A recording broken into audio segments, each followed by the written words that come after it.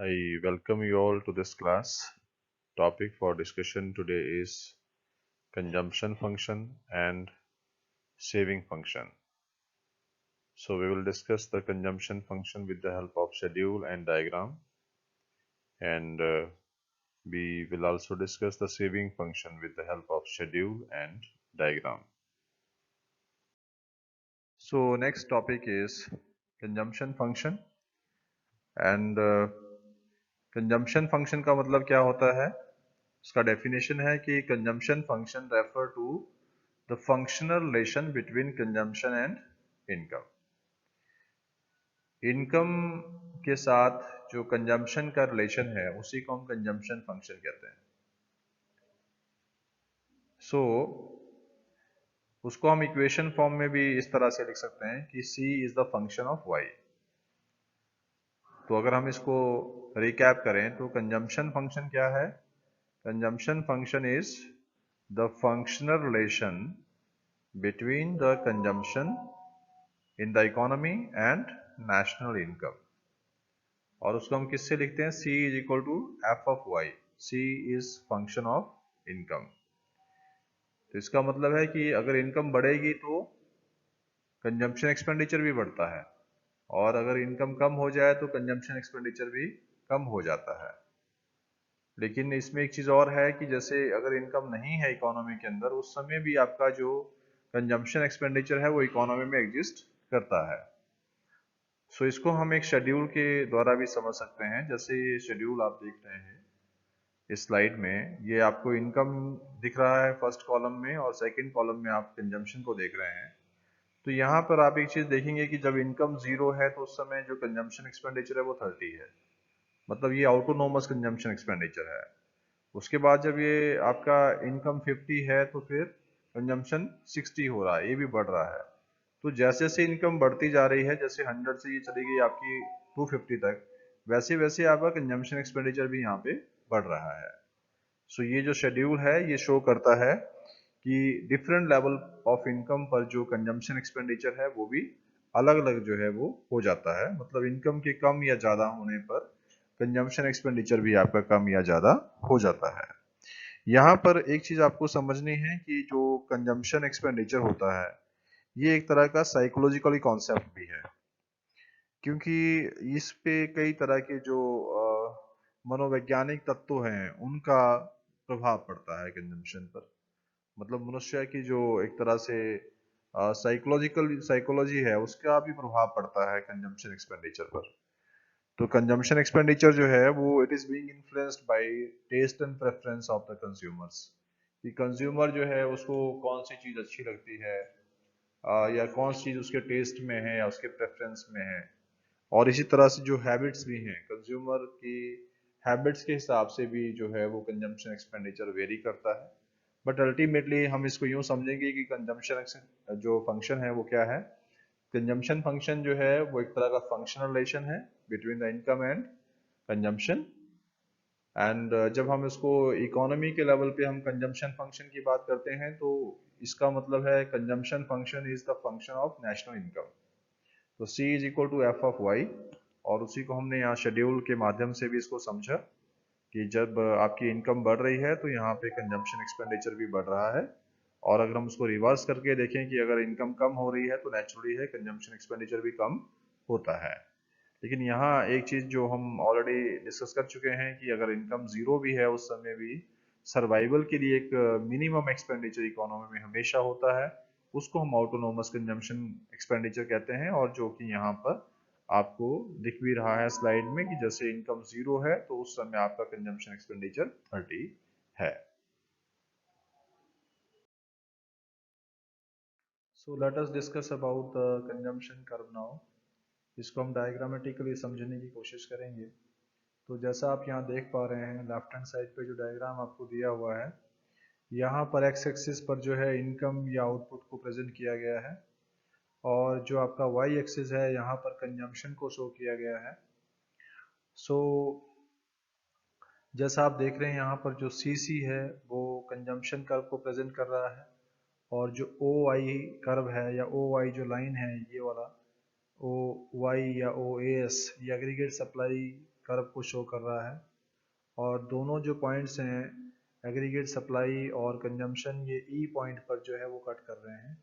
तो ई जो है आपका पॉइंट ऑफ इक्विलिब्रियम यहाँ पर है, और आप देख रहे हैं कि सी जो है, जो सी सी कर्व है, वो एक मिनिमम पॉइंट से जो है वो शुरू हो रहा है। सी सी जो कर्व है वो एक मिनिमम पॉइंट से शुरू हो रहा है। तो इसका मतलब है कि ओ सी जो है वो ऑटोनोमस कंजम्पशन लेवल को यहाँ पे शो कर रहा है। So let us discuss the notable points of this diagram. सबसे पहली बात है कि starting point of consumption curve जो है, जैसा मैंने कहा कि वो ओ सी रहेगा। सी पॉइंट से कंजम्पशन कर्व स्टार्ट होता है, क्योंकि ज़ीरो लेवल ऑफ इनकम पर भी इकोनॉमी में कंजम्पशन कभी भी ज़ीरो नहीं होता है। सर्वाइवल के लिए लोगों को अपने आप को जीवित रखने के लिए एक मिनिमम एक्सपेंडिचर कंजम्पशन पर करना ही होता है, जिसको हम ऑटोनोमस कंजम्पशन एक्सपेंडिचर कहते हैं। तो ये जो ओसी है ये ऑटोनोमस कंजम्पशन एक्सपेंडिचर को शो कर रहा है, और इसका जो स्टार्टिंग पॉइंट है कंजम्पशन कर्व का वो सी पॉइंट से ये स्टार्ट हो रहा है, मतलब ओसी लेवल इसका है स्टार्टिंग पॉइंट पे। Next is slope of consumption curve. तो जो स्लोप है कंजम्पशन कर्व का ये पॉजिटिव स्लोपिंग है, अपवर्ड स्लोपिंग है।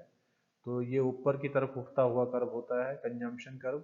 ये शो करता है कि जैसे जैसे इनकम बढ़ती है वैसे वैसे आपका कंजम्पशन एक्सपेंडिचर भी बढ़ता है। नेक्स्ट पॉइंट जैसे मैंने बताया इक्विलिब्रियम पॉइंट का, तो ई क्या है? E is the equilibrium point या E is the break even point in this case here. तो यहाँ पर जो है ये ब्रेक इवन है, मतलब यहाँ दो चीज़ें इक्वल है एक दूसरे के, मतलब यहाँ जो इनकम है और कंजम्पशन है वो दोनों एक दूसरे के बराबर है। तो ई जो है वो ब्रेक इवन पॉइंट बनता है यहाँ पे। और दो पॉइंट यहाँ जो नोटेबल हैं वो ये है, पहला पॉइंट है कि जैसे consumption is greater than income, तो ये पहली स्थिति में है। जैसे ये वाला आप देख रहे हैं consumption is greater than income, तो ई पॉइंट से पहले ये जो इक्विलिब्रियम पॉइंट आपके पास आया है, इससे पहले इससे लेफ्ट हैंड साइड पे आप देख रहे हैं कि जितना भी ये एरिया आपको दिखाई दे रहा है, इस सारे एरिया में कंजम्पशन जो है वो ग्रेटर है इनकम से, क्योंकि कंजम्पशन लाइन ऊपर है और इनकम लाइन नीचे है। तो इस केस में आप देख रहे हैं कि यहाँ पे मतलब ई पॉइंट से पहले आपका जो कंजम्पशन अमाउंट है वो इनकम के अमाउंट से बड़ा है। In other words we can say that consumption is greater than income. तो ई पॉइंट से पहले मतलब ई पॉइंट्स के लेफ्ट हैंड साइड में जो है जितना भी एरिया दिखाया गया है, यहाँ पर कंजम्पशन जो है it is greater than the income, तो ये बड़ा है। और नेक्स्ट पॉइंट आपका है कि consumption is less than income, तो ये कंजम्पशन जो है ये लेस देन इनकम भी एक सिचुएशन में है। जैसे आप देख रहे हैं कि जो राइट हैंड साइड है ई पॉइंट का, ई पॉइंट के राइट हैंड साइड में जितना एरिया है यहाँ पर आपकी इनकम जो है वो ग्रेटर है कंजम्पशन से। तो जैसे अगर आप देखें तो ये जो ई पॉइंट के राइट हैंड साइड में ये जो मैं लाइंस यहाँ ड्रॉ कर रहा हूँ, ये सारी जैसे इनकम लाइन ऊपर है कंजम्पशन लाइन नीचे है यहाँ पे, तो ये यहाँ पर इनकम जो है वो ग्रेटर है, इनकम जो है आपकी क्या है, ग्रेटर है कंजम्पशन से। तो ये आपको ध्यान रखना है कि इक्विलिब्रियम पॉइंट से पहले, इक्विलिब्रियम पॉइंट या ब्रेक इवन पॉइंट जो है ई पॉइंट है आपका, तो ब्रेक इवन पॉइंट से पहले जो है आपका कंजम्पशन जो है इनकम से बड़ा है, और ब्रेक इवन पॉइंट के बाद जो इनकम है वो कंजम्पशन से ज़्यादा हो जाती है। ऐसा आप जानते हैं क्योंकि जब इनकम एक लेवल पर कंजम्पशन के बराबर हो जाती है तो उसके बाद लोग जो हैं वो अपनी इनकम का कुछ हिस्सा सेविंग करना शुरू करते हैं, उसको बचाना शुरू करते हैं। तो इनकम जो है वो कंजम्पशन से ज़्यादा हो जाती है, क्योंकि इनकम दो हिस्सों में बढ़ जाती है, consumption plus savings. So therefore income is greater then consumption expenditure. Next topic is saving function. We are going to discuss about the saving function. Now, what is the meaning of saving function? We will discuss this one by one. So, saving function को जानने से पहले ये ज़रूरी है जानना कि saving क्या होता है। तो सेविंग का मतलब होता है इनकम का वो हिस्सा जो कंजम्पशन पर खर्च नहीं किया गया है, मतलब income minus consumption is equal to savings. Now what is saving function? तो सेविंग फंक्शन का मतलब है कि इनकम और सेविंग के बीच में जो एक फंक्शनल रिलेशन है उसी को हम सेविंग फंक्शन कहते हैं। जैसे अगर सेविंग्स अमाउंट बढ़ेगा तो उस कंडीशन में बढ़ेगा जब इनकम बढ़ रही होगी, मतलब इनकम के बढ़ने पर सेविंग्स बढ़ेंगी और इनकम के कम होने पर सेविंग्स कम हो जाएंगी। तो इस रिलेशन को ही हम सेविंग फंक्शन कहते हैं। तो saving is the function of income. तो saving is the function of income simply means कि अगर आपकी इनकम बढ़ रही है तो सेविंग्स भी बढ़ेगी, और अगर इनकम कम होगी तो फिर सेविंग्स भी कम होगी। इसको हम एक शेड्यूल के माध्यम से भी इसको डिस्कस कर सकते हैं। जैसे फर्स्ट कॉलम में आप देखेंगे यहाँ पे आपको इनकम गिवन है, सेकंड कॉलम में कंजम्पशन वैल्यूज गिवन है, और थर्ड कॉलम में आप सेविंग्स कैलकुलेट कर सकते हैं। Now if you see the income levels, so income levels are given to you like 0, then 50, 100, 150, 200, 250। ये इनकम लेवल्स आपके बढ़ रहे हैं लगातार। और जो कंजम्पशन वैल्यूज हैं वो भी बढ़ रही हैं, जैसे 30, 60, 90, 120, 150, 180। This is also increasing continuously. Now if you will calculate the savings, saving means income minus consumption, so the values are 0 minus 30 is minus 30, 50 minus 60 करेंगे तो ये 10 आ जाएगा, 100 minus 90 is 10, and 150 minus 120 is 30, 200 minus 150 is 50, and 250 minus 180 is 70. So this is your saving function। मतलब income बढ़ रही है तो savings भी बढ़ रही हैं। और अगर आप इसको उल्टा करके देखें कि अगर इनकम कम हो रही है, 250 से 200 हो रही है, 150 हो रही है, इस तरह से अगर नीचे को जा रहा है इनकम लेवल, तो आपकी सेविंग्स भी जो है वो कम हो रही है। So this sort of relation between the two is known as the saving function. So saving function simply refers to the functional relation between the savings and the income, and we call it saving is the function of income.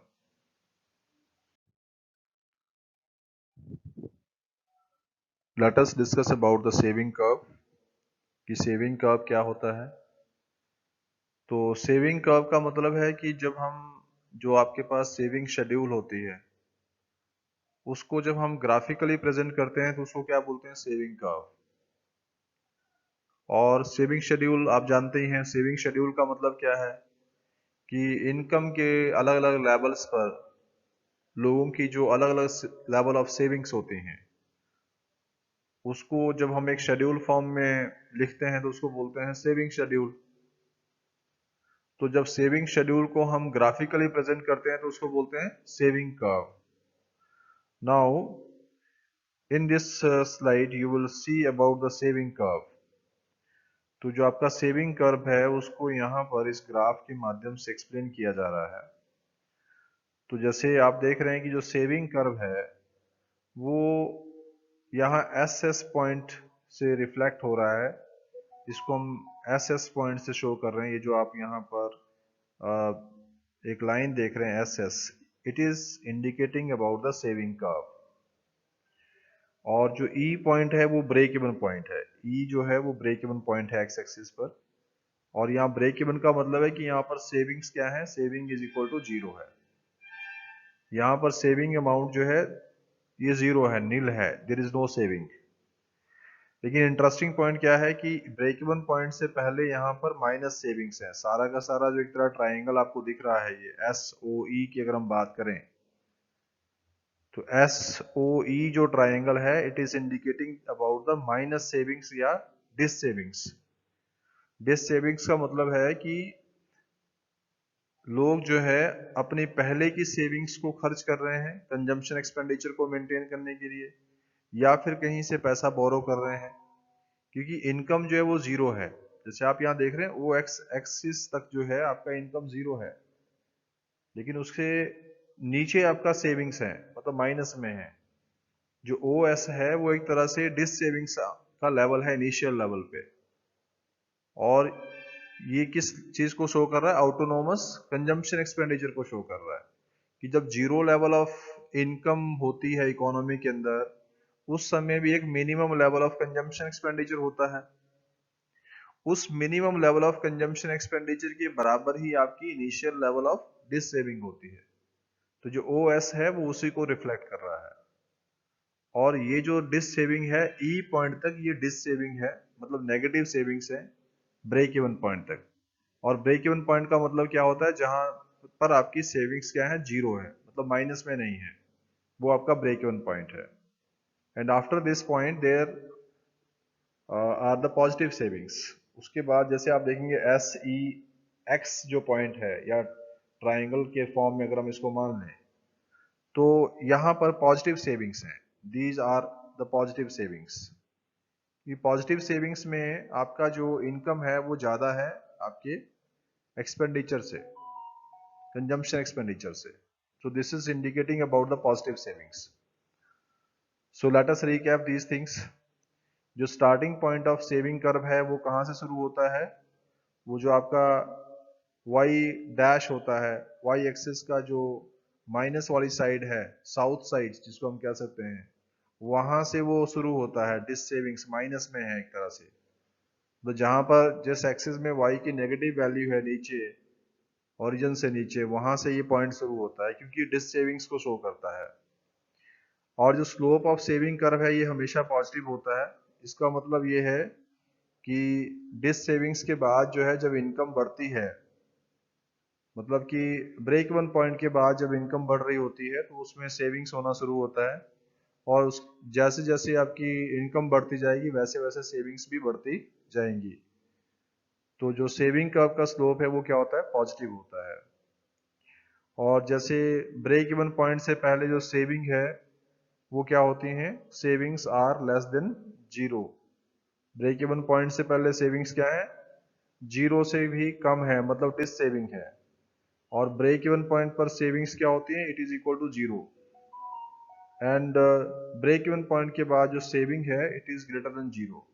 Break even point के बाद जो आपकी savings है वो positive होना शुरू हो जाती है एक तरह से। तो ये ग्रेटर देन जीरो जो है वो बन जाती है। So if you find this class meaningful and helpful to you, then please share this video to other students also, so that they can also get benefit from this. Thank you.